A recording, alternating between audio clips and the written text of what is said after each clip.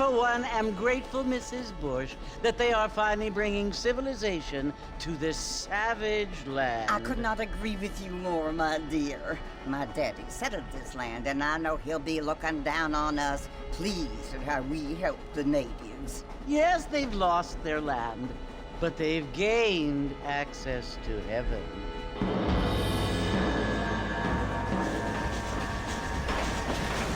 But Father, do you mean unless an innocent receives communion, they're destined to go to hell?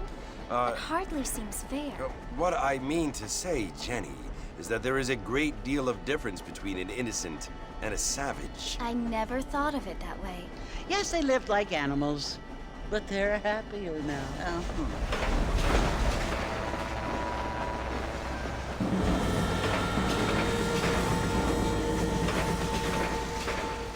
Not only do people now have motor cars, Father, but I heard that pretty soon we will be able to fly. No, only angels can fly, Jenny.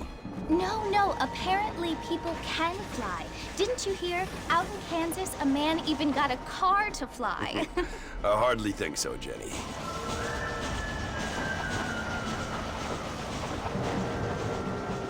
Apparently, Mr. Johns wants to run for governor, which is why he's so concerned with cleaning up the state. Nate Johns. Yes. His family is nothing but hillbilly trash that came here after the war. I don't want to be judgmental, but this state should not be ruled by such a disgusting family.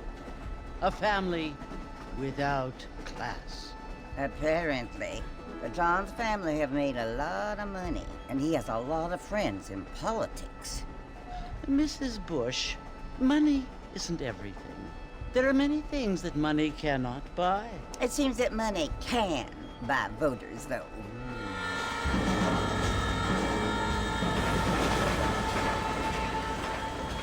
What you must remember, my dear, is that we have been brought here to spread the word.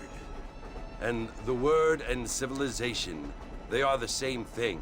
They are the gifts. It is the opportunity we have, the chance to live among people who are decent and who do not kill each other, and who let you worship in peace. It's so confusing, Father. Sometimes I find it impossible to make the distinction between a loving act and a hateful one. I mean, they often seem to be the same thing. Yes, Jenny, it is confusing. But you only have to ask me if you need help. Indeed. Well, here we are, Mrs. Bush. Armadillo.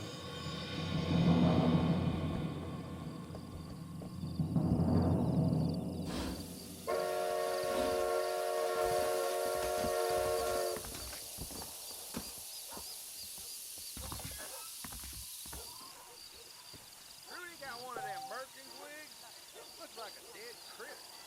I got a nose for falsehood, mine. Read all about it.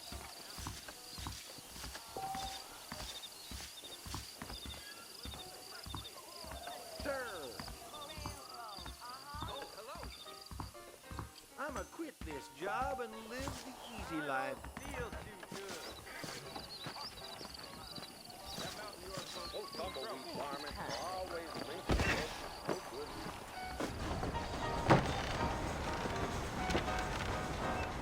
Marston! Mr. Marston, over here!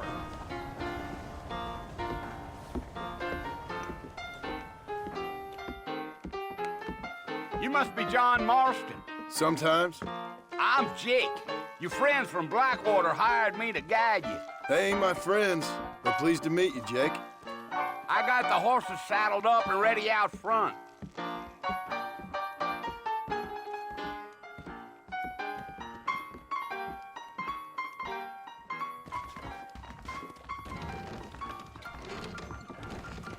Appreciate it.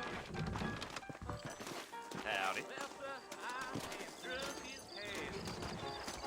You ain't gonna find sturdier horses than these in all of New Austin. I ain't much of a fella for gossip. Take it easy until we're out of town. Ain't no point in causing a ruckus.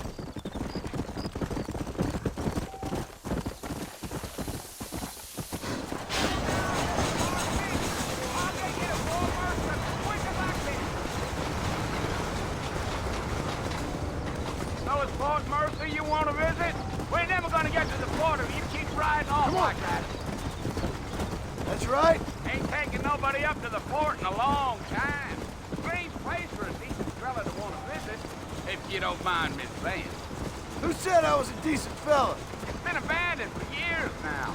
Folks say it was built during the Mexican War. What kinds of soldiers around back then? Yeah, yeah. Easy. Let's go. Are you planning on spending any time in Armadillo, Mr. Marston? I doubt it. I ain't planning on staying very long. Well, if you're fixing for some female company, you can do a lot worse than Armadillo. Fine as cream gravy they are.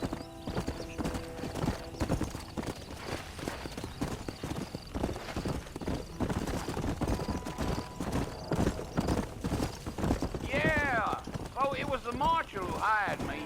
Lee Johnson, do you know him? I think I heard his name. Says he got a telegram from some Blackwater big bugs asking for a guy. I guess it's none of my business. That's right.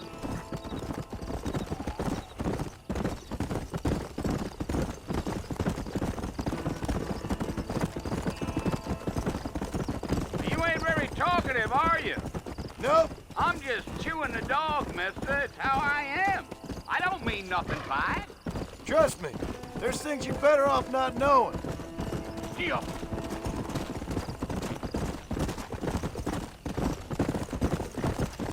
Whoa. You don't look much like no Blackwater fella. That's because I ain't. If I'm being honest, I don't care much for those highfalutin big city types. Not much at all. Blackwater ain't much of a city. More of a town with delusions. But no, me neither. Woo now. Go.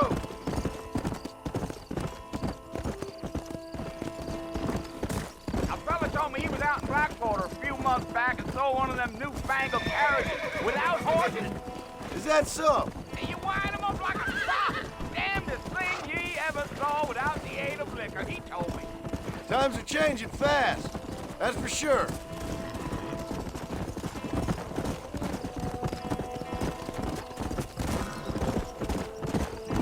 Damn coyotes. What a waste of good meat. Come on now. Come.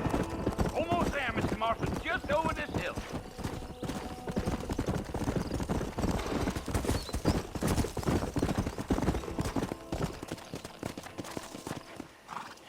Listen, mister. This here is what's left of Fort Mercer. Some gang rode in and took the place over. So I understand. This is where we part ways, friend. You have yourself a good time.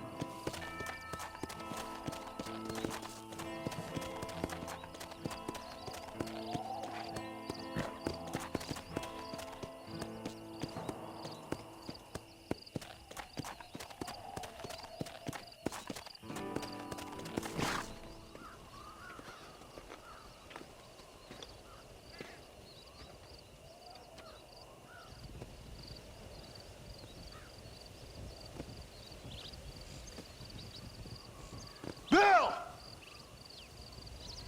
Bill, I've come for you! Bill Williamson! Come out here right now!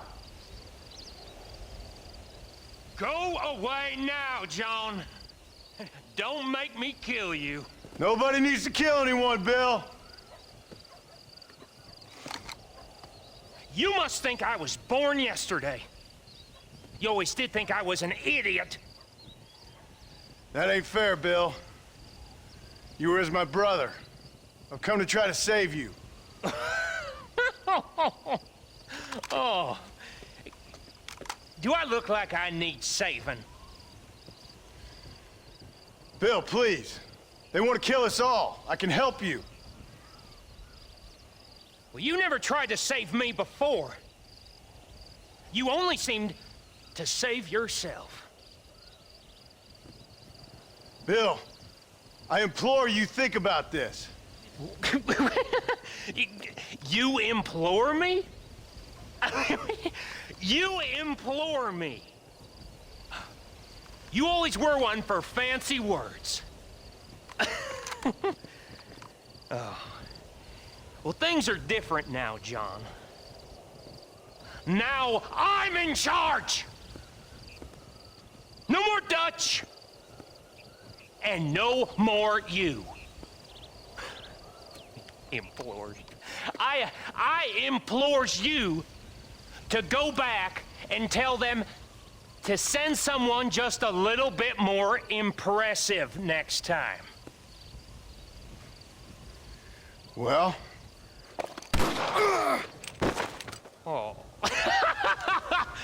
Poor John.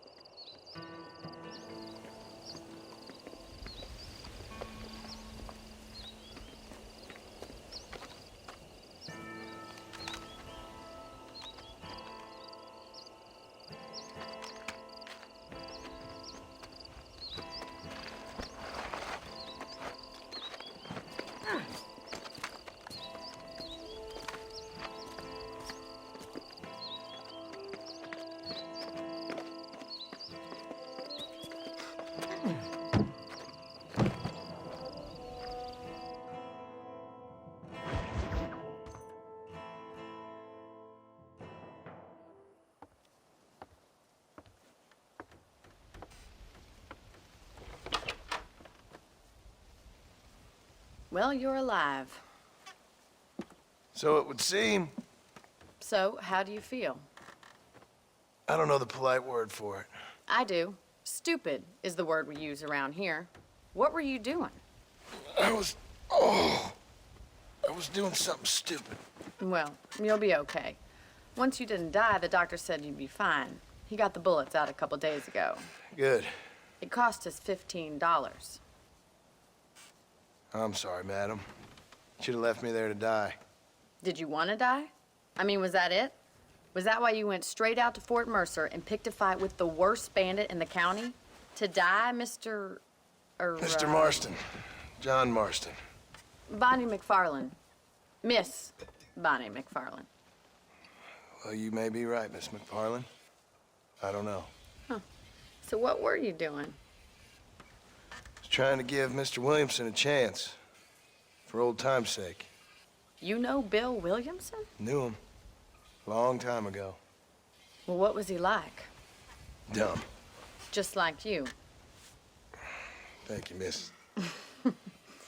See my hat? I have. And, what will you do now? Now I'm gonna take my time and go after him the less kind way. Well, that sounds very fun, Mr. Marston.